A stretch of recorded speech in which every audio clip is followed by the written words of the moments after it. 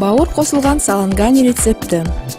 Әзірлеу үшін бізге қажет: салангани қаптамасы, 18 дана өнім, 500 грамм сиыр бауыры, 6 дана пияз, 4 картоп пюресі, 300 грамм өсімдік майы, 1 литр сүт, 1 шикі жұмыртқа және 1 піскен жұмыртқа,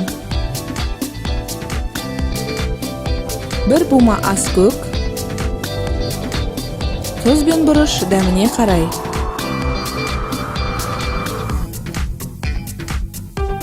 Ректеп туралған бауырды бұрыш пен тұз сеуіп, өсімдік майына салып қуырамыз.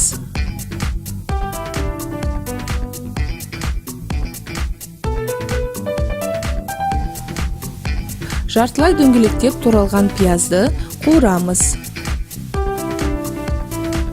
Салманы дайындау үшін туралған бауырға картоп пюресін, қуырылған пиязды, шикі жұмыртқаны және тұз бен бұрыш дәміне қарай қосамыз. Барлығын мұқият араластырамыз.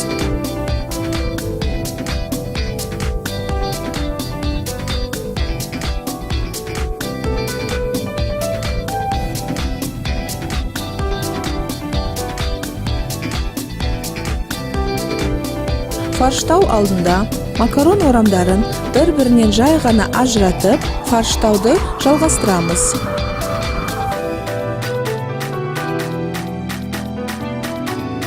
Нәтижесінде тығыз толтырған салма өнімнің биіктігін ұлғайтып, ұстап тұрады.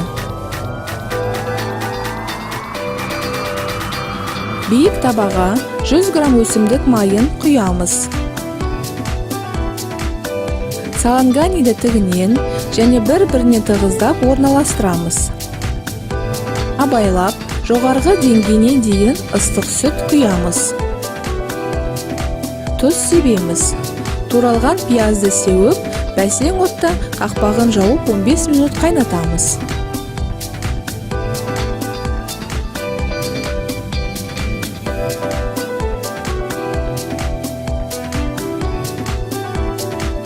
Дайын болған соң, қақпағын ашып, саланганиді піскен жұмыртқамен әсемдейміз.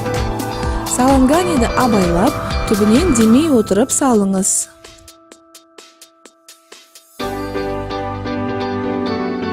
Тағамды ыстық күйінде балғын аскөк сеуіп ұсыныңыз. Ас дәмді болсын.